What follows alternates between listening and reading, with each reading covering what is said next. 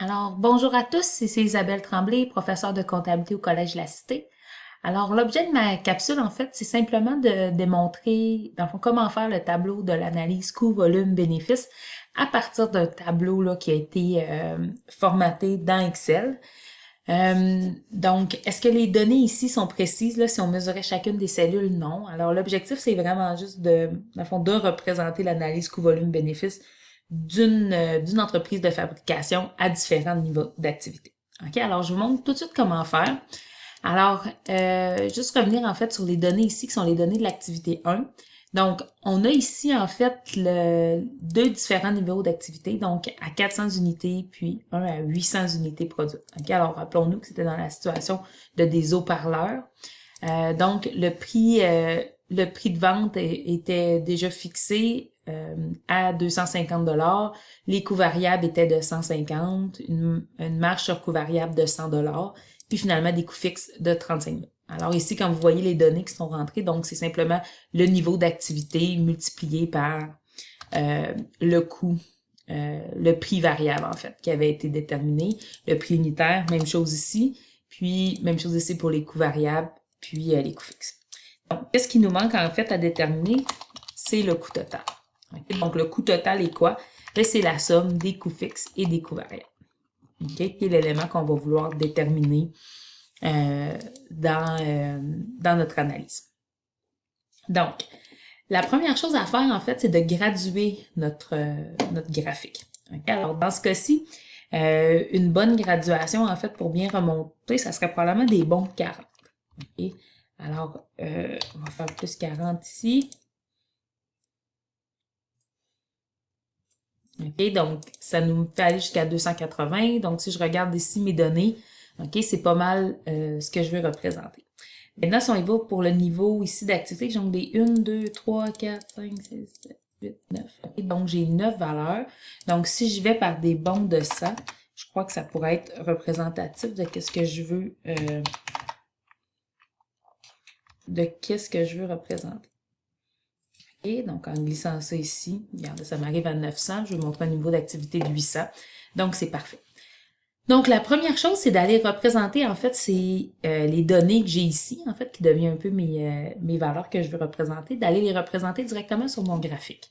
Alors, à 400 unités, donc il y a le niveau d'activité ici, mes ventes sont à 100 000 OK? Alors là, ici, vous voyez, j'ai 80 000 qui est ici. Donc, 80 000 et 100 000. Fait qu'on peut présumer que le 100 000 est sur le point qui est entre les deux ici. OK? Alors, moi, ce que je vais faire, en fait, je vais venir le mettre en jaune pour le moment. OK? Donc, c'est simplement pour délimiter le centre dans lequel je vais devoir passer. OK? Donc, je suis à 400 unités, 100 000. OK, c'est bien ça. Donc, maintenant, à 800 unités, les ventes s'élèvent à 200 000 OK? Fait que là, c'est directement sur ma droite. S'élève à 200 000 OK? Fait que c'est ce que j'ai là.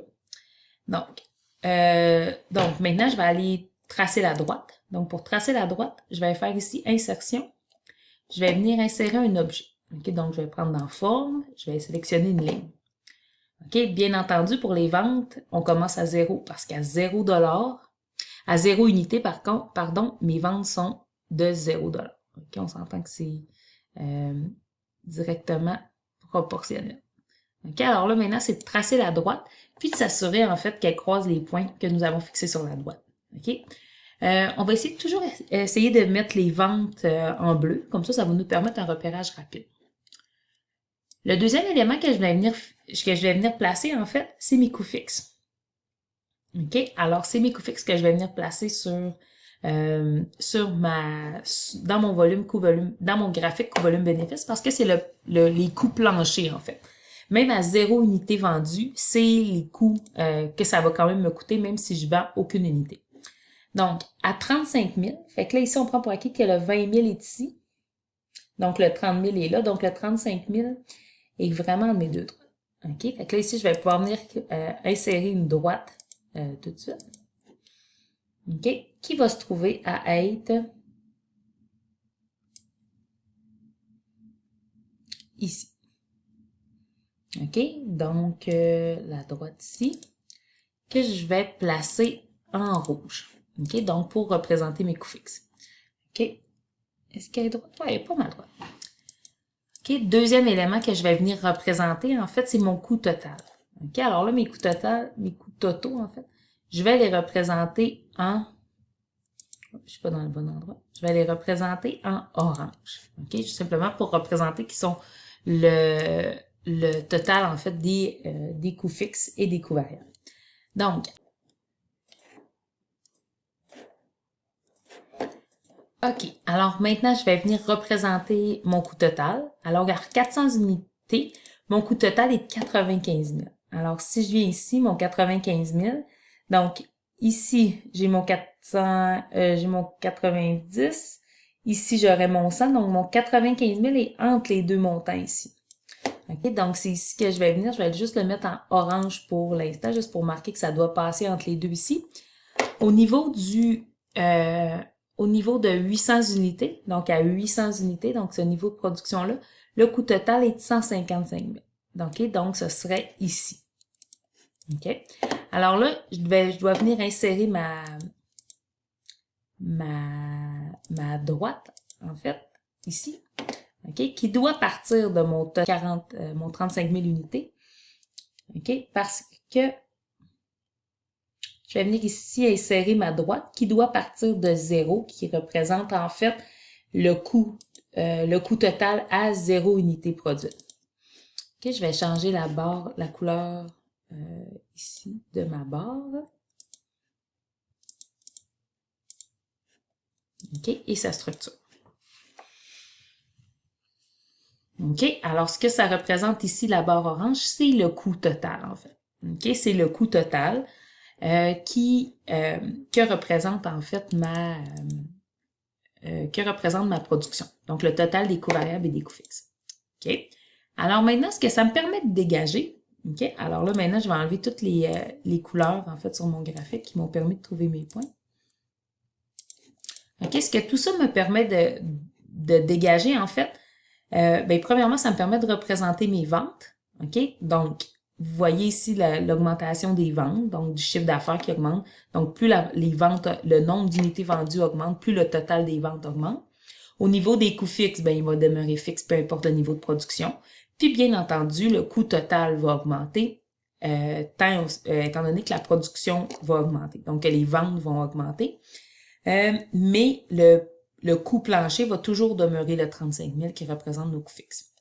Maintenant, j'attire votre attention ici. OK, sur ce point-là. OK? Qu'est-ce que ce point-là? C'est le moment, en fait, où ce que le coût total est égal aux ventes totales. OK? Donc, c'est ce qu'on appelle le seuil de rentabilité. OK? Alors, si on avait estimé le seuil de rentabilité dans notre graphique, alors là, on pourrait se fier ici en regardant la moitié. Donc, disons ici, ça nous donnerait peut-être 30, OK, peut-être une trentaine d'unités. Donc, on fixerait probablement le seuil de rentabilité à 330 unités. OK? Alors là, on pourrait venir ici.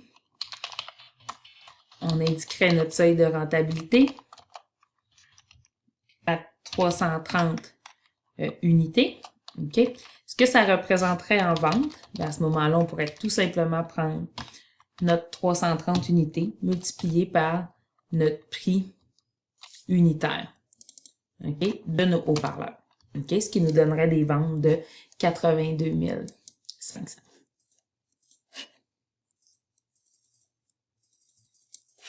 OK? Donc, le graphique coût-volume-bénéfice m'a permis de représenter de 1 mes ventes, 2 la variation de mon coût total, de représenter également mon coût fixe, OK?